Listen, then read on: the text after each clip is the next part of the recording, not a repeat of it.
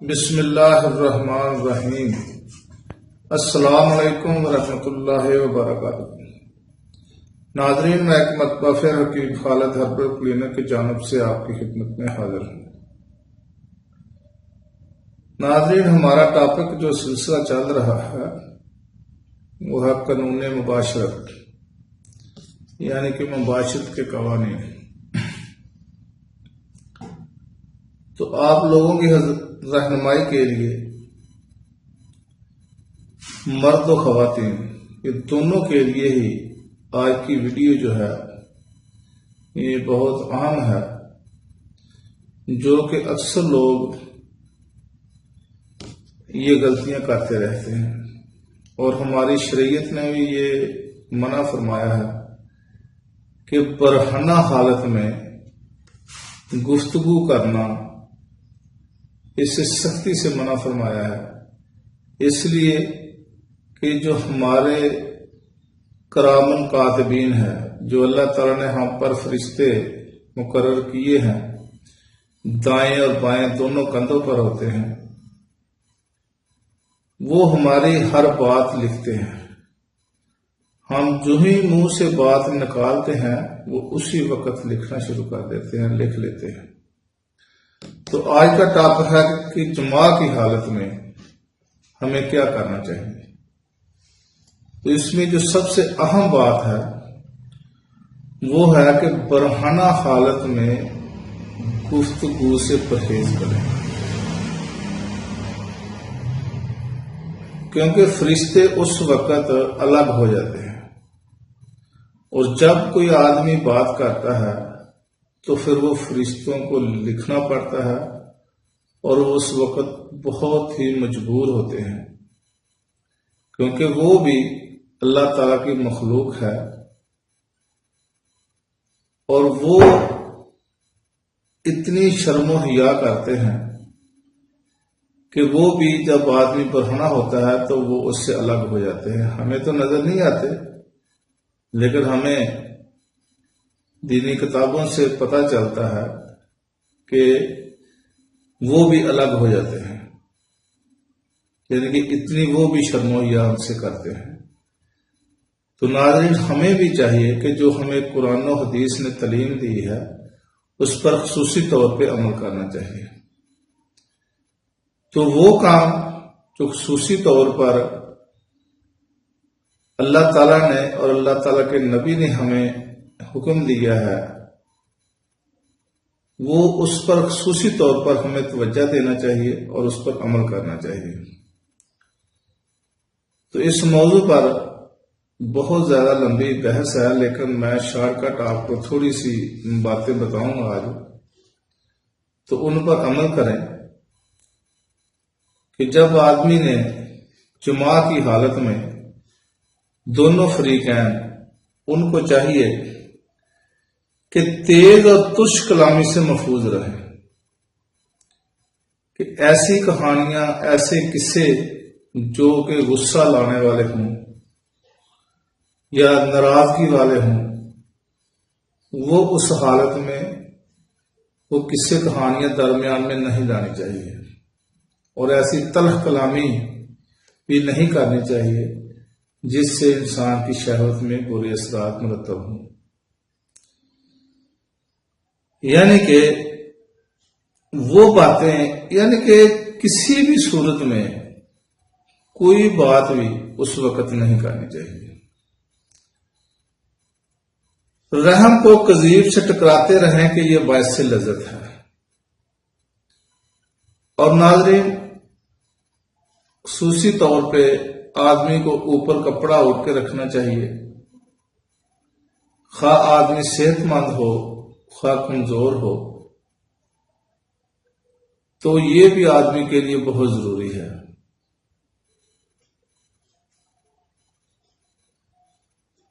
یہ بہت ہی طب میں ہم نے پڑھا ہے کہ جو آدمی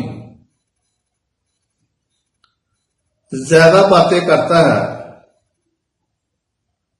اس وقت، یعنی کہ جماع کی حالت میں جو باتیں کرتا ہے، ان کی جو اولاد ہے ان کے جو بچہ ہے اس وقت خدا نخواستہ اگر حمل ٹھہر جائے تو وہ بچہ جو ہے نا وہ گونگا ہونے کے چانسز ہوتے ہیں. تو اس لیے ہمیں شریعت نے منع فرمایا ہے کہ ایسی حالت میں باتیں نہیں کرنا چاہیے. وہ تو الگ ٹاپک ہے کہ فرشتے بھی علیحدہ ہو جاتے ہیں اور ان کو باتیں جو ہم کرتے ہیں وہ ان کو لکھنی پڑتی ہیں اور وہ بہت ہی مجبور ہوتے ہیں اس وقت لکھنے پر، کیونکہ ان کی تو ڈیوٹی ہے، انہوں نے تو لکھنا ہے. لیکن طب نے، میڈیکل نے یہ واضح فرمایا کیا ہے کہ جو آدمی اس وقت باتیں کرتا ہے ان کی جو اولاد پیدا ہوگی وہ ان کے گونگے ہونے کے زیادہ چانسز ہوتے ہیں. اس لیے تو اگر ہم اس کا موازنہ کریں شریعت کا، کہ شریعت نے بھی جو ہمیں حکم دی ہے اس میں بھی کوئی نہ کوئی حکمت ضرور ہوتی ہے، کیونکہ ہمارے نبی صلی اللہ تعالی علیہ وآلہ وسلم ہمارے لیے نمونہ ہے. انہوں نے جو آپ نے جو ہمیں احکامات فرمائے ہیں وہ اپنی امت کی اصلاح کے لیے ہی فرمایا ہے. تو آگے طب نے یا میڈیکل نے جو بھی ریسرچ کی ہے وہ انہی کی روشنی میں کی ہے. تو ناظرین ایک اور روایت ہے کہ فریج میں نگاہ ڈالنے سے بچہ اندھا پیدا ہوتا ہے. یہ بھی ہم نے پڑھا ہے کہ جو آدمی فریج کی طرف نگاہ کرتا ہے ان کا بچہ بھی جو اگر اس دوران اگر حمل ٹھہر جاتا ہے تو وہ بھی اندھا ہونے کے زیادہ چانسز ہوتے ہیں. تو اس لیے ان باتوں سے پرہیز کرنا چاہیے. تو کئی لوگ ہیں جن کو خیر ان کے بارے میں کوئی معلومات نہیں ہے، تو ان کے لیے یہ ویڈیو جو ہے یہ بہت ہی ضروری ہے ہمیں بتانا، کہ تاکہ لوگوں کی کسی نہ کسی صورت میں رہنمائی ہو جائے. تو ناظرین یہ جو الفاظ میں آپ کی خدمت میں پیش کر رہا ہوں یہ اپنے تک محدود نہ رکھیں، اپنے دوستوں کو بھی ان الفاظ سے آگاہ کریں تاکہ وہ بھی محفوظ رہیں. ناظرین یہ ایک بہت ہی اہم اگلا ایک جملہ ہے کہ عورتوں سے لواطت کرنا، یعنی کہ دوبر میں جمع کرنا، یعنی کہ بیک سائڈ پہ جو جمع کرتے ہیں ان کی اولاد جو ہے، ان کے بچے جو ہیں علت ابنا میں گرفتار ہو جاتے ہیں. علت ابنا ایک ایسی بیماری ہے کہ اس کا ایک ٹاپک ہی الگ ہے، وہ میں انشاءاللہ کبھی لمبا ٹاپک ہے وہ میں آپ کو سمجھاؤں گا کہ علت ابنا کیا ہے. صرف میں اتنا بتا دیتا ہوں آپ کو تھوڑا سا اس میں.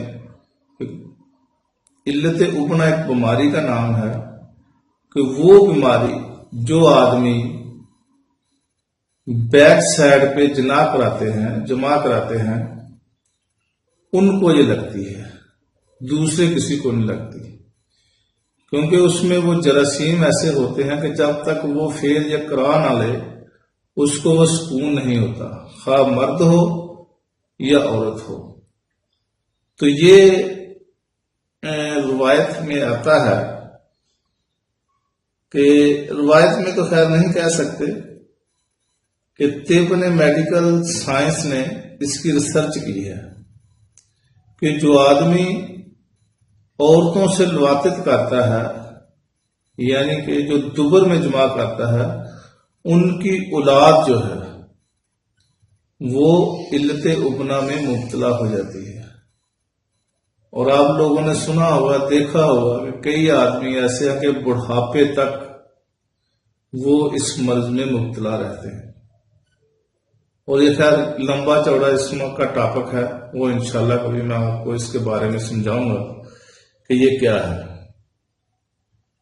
ناظرین کپڑے اوڑے رہیں، جب جمعہ کی حالت ہو تو خاص سردی ہو یا گرمی ہو، کپڑے جو ہے یہ اوڑھ کے کرنا چاہیے. اپنا پورا جسم جو ہے وہ ڈانپ کے رکھنا چاہیے. تو ناظرین یہ تھا آج کا موضوع جو کہ عام لوگ اس میں بہت زیادہ مبتلا ہیں کہ وہ باتیں کرتے رہتے ہیں، تو پھر وہ ان کو پریشانیاں بھی جو ہے نا وہ لاحق ہو جاتی ہیں۔ تو ان باتوں کا خیال رکھیں جو میں نے آج آپ کو بتائی ہیں، کہ ہے تو چند باتیں ہیں، اگر اس پر خصوصی طور پہ خاموشی ہے، خاموشی رہنا ویسے بھی عبادت ہے۔ تو دوسرا اس میں خاص موضوع ہے کہ آدمی دبر سے بچے، کہ دبر سے جمع نہ کرے، کیونکہ یہ قوم حضرت لوط علیہ السلام کی جو قوم تھی وہ دبر میں جمع کرنے کی عادت تھی، جس کا قرآن پاک میں بھی ذکر ہے، اور ان پر بہت برا عذاب آیا تھا۔ وہ عذاب کیا تھا کہ فرشتے جب آئے تھے سفید کپڑوں میں ان کے پاس، حضرت لوط علیہ السلام کے پاس، تو وہ جو حضرت لوط علیہ السلام کی بیوی تھی وہ بھی کافروں کے ساتھ ان کا ساتھ دیتی تھی، تو وہ بھی کفار کو جا کے اطلاع کر کے آئے کہ ہمارے پاس مہمان آئے ہیں، وہ بہت خوبصورت لڑکے ہیں۔ وہ فرشتوں نے جب لوط علیہ السلام کو فرمایا کہ آپ بے فکر رہیں، انہوں نے ان کو بھی اکسانے کی کوشش کی، تو لوط علیہ السلام نے ان کو فرمایا کہ میری قوم کی بیٹی ہے آپ کے لیے، تو یہ ان کے ساتھ یہ میرے مہمان ہیں، یہ برا سلوک نہ کریں، لیکن وہ باز نہ آئے۔ پھر اس وقت لوط علیہ السلام نے اللہ تعالیٰ سے دعا کی، تو پھر وہ قوم کہتی تھی کہ لا، کون سا عذاب آپ جو ہمیں ڈراتے ہیں عذاب کا وہ لاؤ۔ تو پھر لوط علیہ السلام نے فرمایا کہ فکر نہ کرے، آج رات ہی آپ پر عذاب آئے گا۔ تو پھر وہ صبح کے وقت جب وہ سو رہے تھے تو اللہ تعالیٰ نے لوط علیہ السلام کو فرمایا کہ آپ اس بستی سے اب نکل جائیں۔ تو جب آپ اس بستی جس ایریے میں آپ پیغمبر تھے، جب اس بستی سے نکل گئے، ان میں سے آپ کی بیوی بھی یعنی کہ دوڑی، لیکن وہ اس ایریے سے نہ نکل سکی کیونکہ وہ کفار کا ساتھ دیتی تھی۔ اور روایت میں آتا ہے کہ حضرت جبرائیل علیہ السلام نے وہ خطہ ایسے اپنے ہاتھ سے پکڑا اللہ تعالیٰ کے حکم سے، اور اوپر آسمان پہ جا کر اس کو الٹا پٹک دیا، اور اوپر سے ان کو جو پتھروں کی بارش تھی وہ ان پر برسائی گئی۔ یعنی کہ یہ اس قوم کا تباہی کا حال ہے جو کہ لواطت کا جرم کرتی تھی، لڑکوں کے ساتھ برا فعل وہ کرتی تھی وہ قوم، اور ان کو دنیا میں ہی عذاب ملا تھا۔ تو ناظرین، یہ بہت بڑا گناہ بھی ہے، اور اس سے جو بیماری لگتی ہے جس سے لواطت کی جاتی ہے وہ بھی بہت خطرناک ہے، جو کہ بڑھاپے تک نہیں جاتی۔ تو ناظرین، اس لیے یہ خاص خیال رکھیں کہ جو لڑکے اس فعل میں مبتلا ہیں وہ بھی اس سے محفوظ رہیں، اور وہ حضرات جو اپنی زوجہ محترمہ سے یہ فعل کرتے ہیں وہ بھی اس سے محفوظ رہیں۔ شرعی لحاظ سے بہت بڑا گناہ ہے اور اس کی سزا بھی بہت سخت ہے، اور اس سے جو بیماری لاحق ہوتی ہے، جو آدمی لواطت جس سے کی جاتی ہے، وہ بھی بہت بری بیماری میں، جس کا میں نے آپ کو علت ابنا نام بتایا ہے، وہ اس کو لگتی ہے۔ تو خصوصی طور پر ان باتوں کا خیال رکھیں۔ تو ناظرین، یہ ویڈیو اگر آپ کو پسند آئے تو اس کو لائک کریں، شیئر بھی کریں اور کمنٹس بھی دیں، اور میرا چینل حکیم خالد ہربل کلینک کو سبسکرائب کریں اور گھنٹی کا بٹن دبانا نہ بھولیں تاکہ آپ کو نئی سے نئی ویڈیو ملتی رہے۔ ناظرین، اگلی ویڈیو تک کے لیے اجازت دیں۔ خدا حافظ۔ السلام علیکم ورحمۃ اللہ وبرکاتہ۔